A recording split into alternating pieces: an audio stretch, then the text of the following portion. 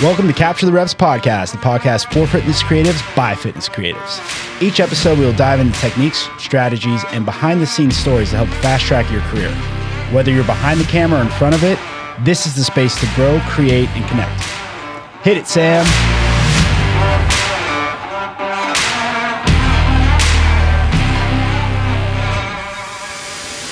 All right, welcome back to Capture the Reps podcast. Not sponsored by Celsius or Starbucks coffee, even though we're drinking both of those right now.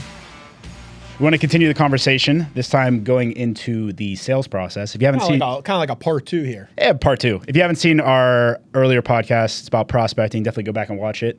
We recorded them back to back so we can keep the flow going and so we didn't have to change another outfit. That's true. Literally.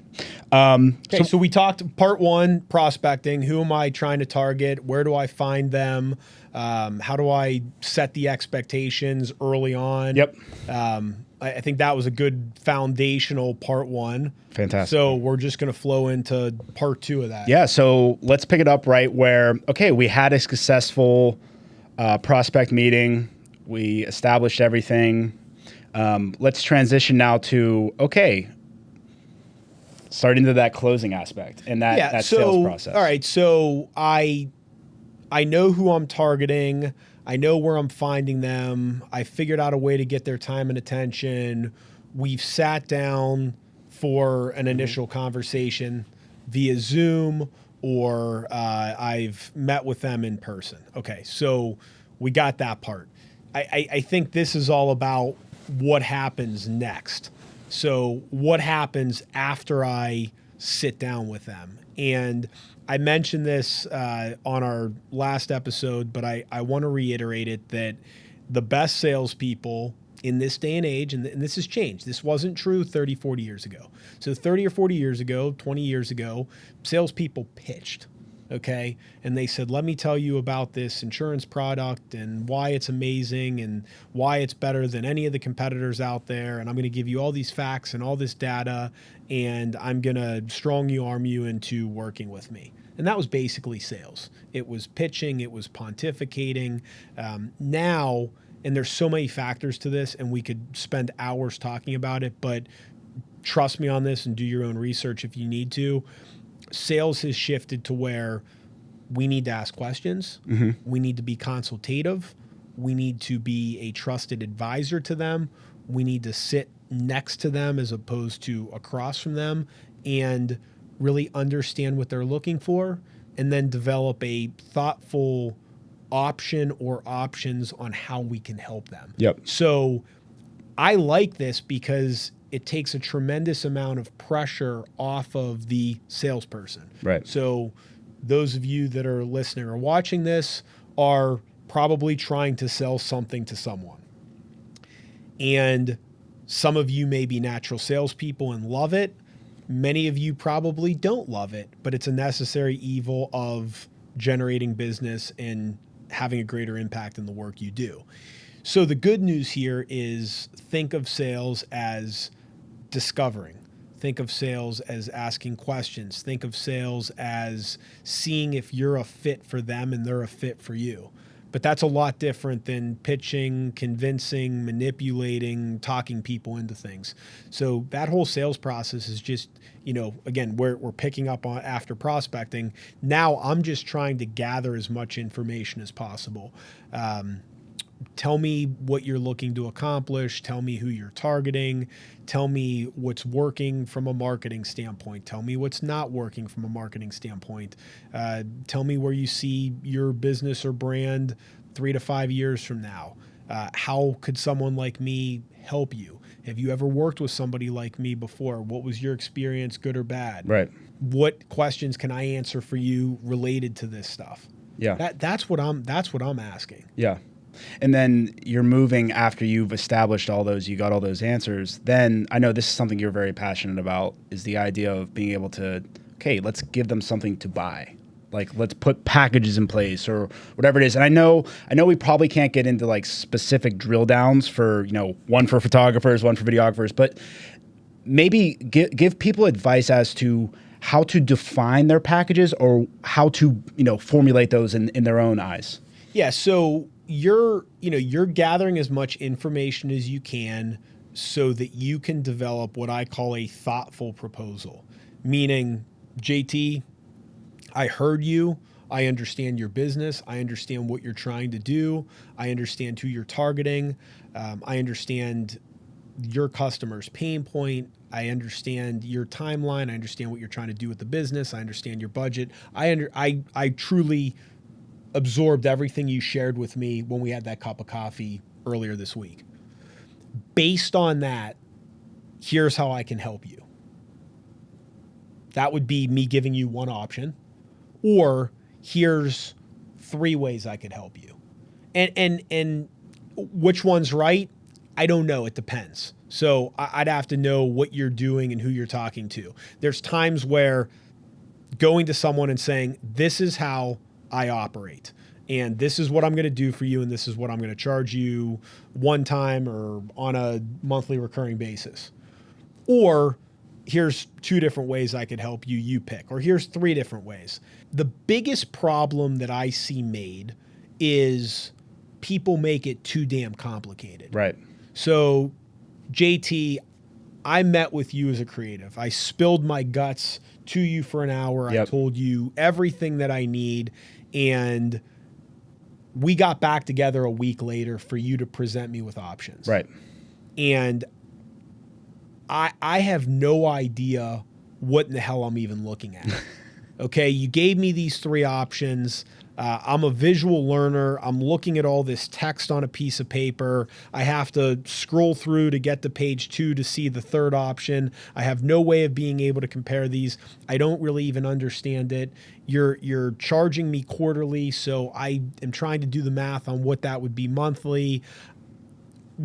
What does all that lead to? It leads to paralysis. Yeah. And when a prospective buyer of yours is paralyzed, they do nothing. Yeah. I mean, think about, so the real life example, think about, okay, I buy something from IKEA. And then there's a 25-step process as to how to build your brand new desk. And then that desk sits in that box for what, months? Yeah. Look, if I'm getting married and I need a photographer, just tell me what it's going to be. Hey, I'm going to do your wedding. I'm going to show up 4 hours before. We're going to get all these pictures in all these different places. I'm going to turn over everything that I took to you. I'm going to edit 20 of the pictures. You pick which ones you want. We'll touch them up. We'll do whatever we want. You'll have everything within 2 weeks. Yep. And this is what I charge. What I don't want is I don't want 6 different packages. Well, here's the premium package. Here's the gold package. Yes. Here's the silver package. Here's the, super Titanium. saver package. Yeah, dude. Just what's it going to be? Yeah. Hey, it's going to be me and my wife. We're going to show up 4 hours before. We're going to take all these Right. pictures. You're going to look like $1 million. Right. If you go on my website, you can see my portfolio and testimonials. I've been doing this for 10 years. I'm pretty damn good at it. And, I'd love to work with you if you think I'm the right fit for you. Yeah, so don't crush them with a bunch of details. Don't line item everything out. If, let's say, for example, you're filming an event for a brand and it's at a local gym, like don't line item like, oh, gas, travel, 4 hours of videography, 3 deliverables, 15 to 25. Just like here is the package price based off of what I've heard from you and what I've gathered from you. And if I've done a good job on everything on the front end, then this should be a very easy, relationship. And then, go from there. Sorry. I mean, no, that's okay. Just don't ever interrupt me again. Hey, this helmet though. Years ago, when I started speaking on college campuses, somebody would say, hey, we'd really love you to come and speak to our fraternity men and do a workshop for them around recruiting new members. Great. And I'd say, $6,000. When do you need me? Well, what about travel? It's included. Well, what about materials? It's included. What about hotel? It's included. So you're just going to show up and do your yep. How can I make this as easy for you as possible? Yeah. I want to do a prep call. I want you to tell me everything you can about your fraternity community so I can customize this specifically to you, and I can make you look like a rock star for bringing me in, and we can help grow your community. So I'm going to make you look like $1 million. I want you to take all the credit. All I need is just an hour of your time just to tell me everything you can about the community. You're going to cut a check for $6,000, $8,000, whatever it is, and we're good. So are you going to pick that speaker, or are you going to pick the guy that goes, well, my speaking fee is $4,000 and I need lodging within walking distance to campus, and I'm going to send you a receipt for my flight, and I'm going to give you workbooks that I need you to print out and staple together, and I need an easel so that I can this is what people do. They still to this day do that, by the way. Someone asked me to come speak. $5,000. It's $7,500. Oh, Tom, how do you determine your pricing? I just say something. I mean, what the hell's the difference? It's like people get so caught up in the pricing of, should I charge them $600 or $700? I just say a number.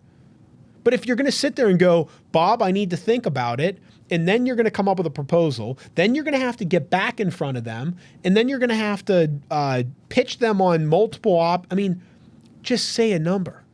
People are busy as hell. And especially when you're working with executives and you're working with business owners, and people are just busy. Yes. So look, you're a nice guy. You came highly recommended. I think you could really help me out. Just what's this going to cost? Yeah. That's it. And make it so simple. Yep. And correct me if I'm wrong, but like in that sales conversation, if they do say they want some options, then maybe include some options of like different tiered pricing. Sure. I mean, there's a time and place for options. Yeah. So in a perfect world, I can say, this is what I charge. This is what I'm going to do. When do you want to get started? And I'll get a yes or no. Yeah. But there are going to be times where, hey, I need some help. I'm not really sure. Great. You give them an A, B, and C option. Mm-hmm. So this is what I'll do for $1,000 a month. This is what I'll do for $2,000 a month. This is what I'll do for $10,000 a month. Right. Throw out, the kitchen sink on the third option, and sometimes people want it. It price conditions those other two. Do you subscribe to the idea of like having 3,000, 2,000, 1,000, have some type of like... No, I mean, it really is that simple. I mean, generally 3 options is really good. You have a good, better, best. Most people psychologically pick the middle one. So I'm starting with the middle one in mind, meaning, hey, what I'd really like is I'd really like them to pay me $4,000 a month to do X, Y, and Z. So I've designed my middle option. So that's really the one you want to sell, is sure. the middle one. Okay. Yeah. Okay. Now, if they choose the cheaper option, yeah, whatever. It's not a lot of work. I may even be making more per hour if I'm really being honest with it. Or I can completely outsource it and have someone else do it, and I can, make 50% of it myself or whatever. Mm-hmm. And then, hey, this third option, it's such a high price that if they say yes, I'll do backflips, mm-hmm. but they probably won't. Right. But I don't mind having that really high option, because then it price conditions those other 2 options to be relatively affordable. Right. And I also think there's some psychology in, JT has a package that's $8,000 a month, mm-hmm. and people are paying it. That's incredible. Right. Well, maybe no one's ever paid you that, and you've never gotten that third tier, but people assume you have. If someone buys this, it's like, okay, now I got to like actually figure out how I'm going to deliver this. Yeah. Or like how I'm going to be able to do this. Sure. Right. Yeah. And I've never done it before, but I will absolutely kick ass for them. Yeah. I'll figure out a way to over deliver. Yeah. That's the other thing too, is like, you mentioned this. So, all these line items, look, and I know it's easier said than done. And I know that there's times where people will take advantage of you. And I know I've seen it happen to you. It's happened to me. I'm just a firm believer of, look, whatever you need, I'm happy to do. Yeah. And within reason.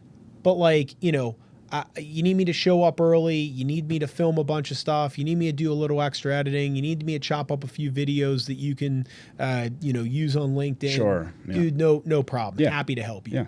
And I just believe that actuarially, there are people that are going to run you into the ground, overwork you, and then there's other people that are going to be so incredibly easy to work with. So let's just assume that everything levels out. Yeah. But I see people, in the, creative space and consulting space that get so upset when a really bad client runs them into the ground. Mm-hmm. Dude, it's the nature of the work. It's going to happen. Yeah. You're going to deal with people that are a pain in the ass. You're going to deal with people that, overwork you, and you didn't price it high enough to factor in all of that. Mm-hmm. It's just going to happen. Mm-hmm. But at the same time, you're going to have someone that overpays you and is really, really easy to work with. Right. And frankly, you probably should be charging them a little less. Yeah. So it all levels out. It's all good.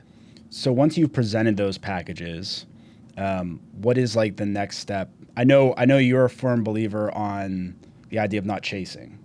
Yeah. So here, a couple of thoughts on this. So, I sit down with you and I think I can help you out. Ideally, we're having that conversation at the same time. So meaning we sit down, we have a cup of coffee, you tell me what you need. I don't want to build a proposal for you and send it to you. Okay? Why? Well, because now I've lost control of the process. Now I'm just a pesky salesperson chasing you. So here's what often happens. You and I have a cup of coffee. I get all the information you need.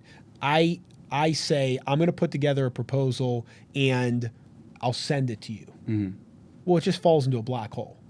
Okay? Or I'm going to reach out to you and we'll schedule a time to talk in another week. Got it. There's going to be exceptions to this. There's always exceptions to things. But based on what I think most of you do, based on what I do, based on what you observe, do, yeah. Okay, yeah. You should be able to look at someone and say, here's how much it's going to cost. So why not try to close them on the spot if at all possible? Mm-hmm. So if someone's spending an hour with you, I'd love to film your event. This is what it's going to cost. I'd love to manage your social media for you. This is what it's going to cost. Right. And I'm not saying you hold a gun to their head and say, I need an answer right now. But what I'd suggest is let me manage your TikTok account, build some collateral for you. We'll post once a week. We'll grow your following. We'll make everything look super professional. And I'll do that for $500 a month. Mm-hmm. They say yes. They say maybe. They send me no. They say, can you send me a proposal with all this in writing? Absolutely. Sure. But I'm trying to do that because so often I just see it just falls into a black hole. Yeah. And I've lost control of the process. Now I'm chasing. How do you get is there certain language that, like, I know like release statements and things like that you can utilize so that they don't feel like they're being pressured into it? Because the last thing you want, and I know we've spoken about this like on the side, like last thing you want is like, okay, yeah, you convinced them into it, but then 3 months down the road, they're unhappy because they weren't fully bought in to start with. Yeah. And I mean, I'm a big proponent of month to month. Look, if I'm not the right fit for you, or I'm not providing value, or you want to hire someone full time or bring it in house, no problem at all. We'll part friends, and happy to turn over any assets to you, or help you with that transition however I can. Mm-hmm. So, because some of those people you'll work with later, they may go to a different company, or they may start a different company, or they may refer you to a friend. So I'm always trying to make things as positive as possible. So.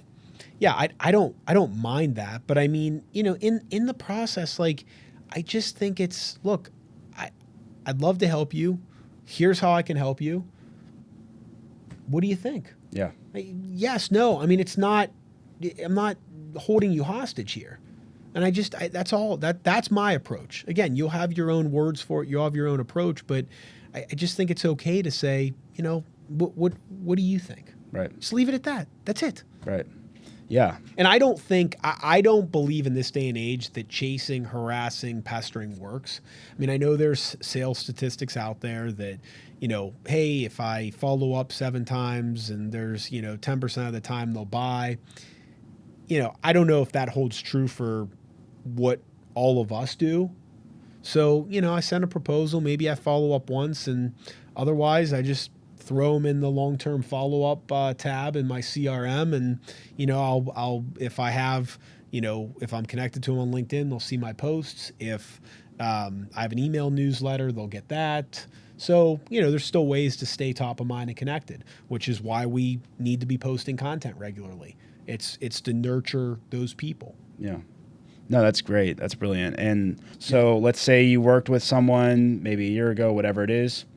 Whether you parted amicably or not, or maybe whatever the situation was, is there certain strategies that you have in place to re-engage old clients? So in a perfect world, they re-engage with me. I don't re-engage with them. So what I mean by that is here, and I won't name names, but I was working with somebody, and you actually know these people.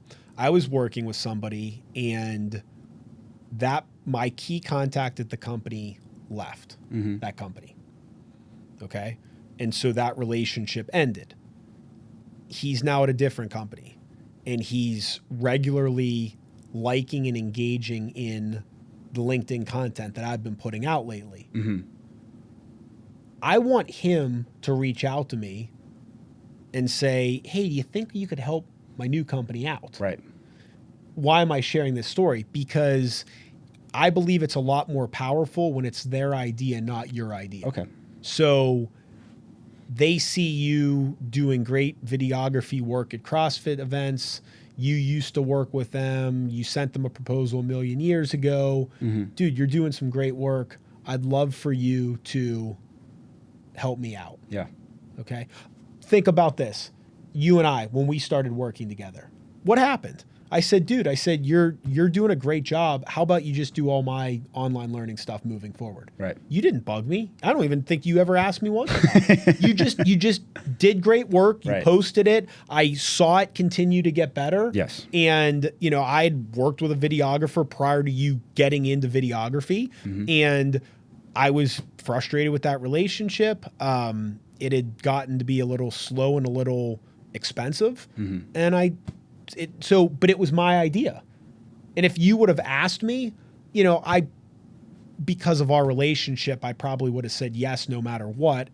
But it's better, if it was just a random relationship, it's better when you're prospects. So that's why email newsletter, posting on LinkedIn, TikTok, Instagram, wherever you post, getting things out there. Post your work. Yes. Yeah. Post your work, post what you do, because ideally they come back to you. Yeah.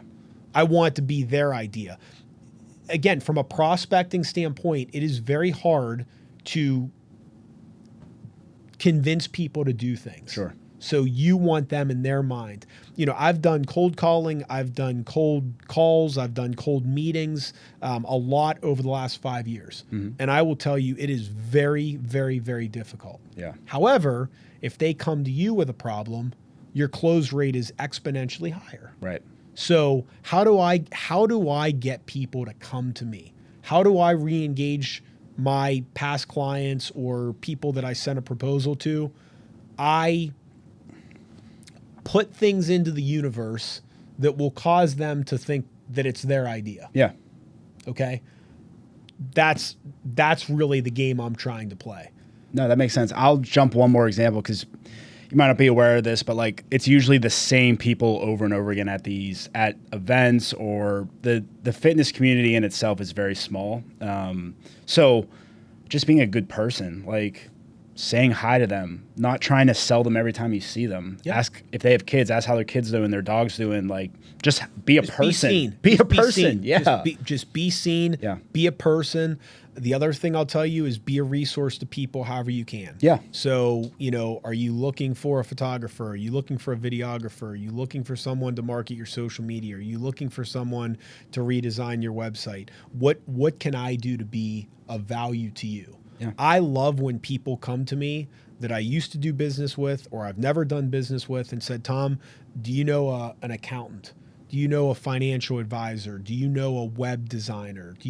Because what does that say? That says they trust me. Exactly right. Okay? Maybe we'll work together, maybe we won't. Maybe you'll refer me to someone else that you're friends with. But how much of a volume and velocity of those can I create? Yeah. That's the game I'm playing. Yeah, and give your advice for free. If they're hey, what do you think about this? Happy to help you. I mean, I would assume everyone that's with us today for this has a personal brand. Oh yeah. Yeah. They're trying to grow their personal brand. So you have to be seen. Yeah. You have to be seen. You have to be heard. You have to appear to be credible. You have to position yourself as a subject matter expert. You have to just do that and do it and do it. I've been doing it for almost 20 years now. Right. And the target's shifted, the approach has shifted. I wrote a book because that's what people used to do many, many years ago.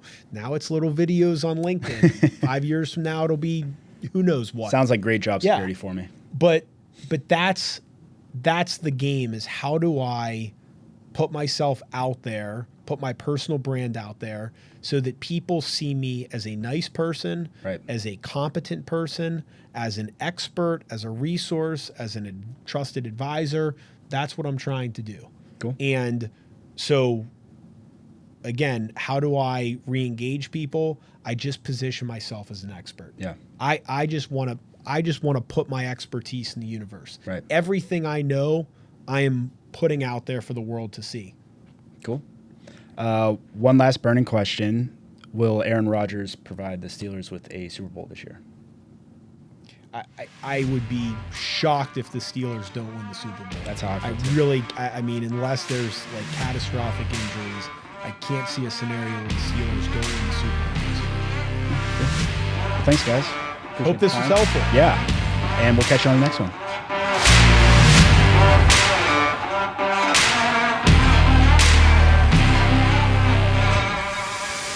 Well, that's a wrap on this episode. Thanks for tuning in to the Capture the Reps podcast. If you're a fitness creative and you found this episode helpful, please share this with a fellow creative and keep creating, keep learning, and keep capturing those reps. We'll see you next time.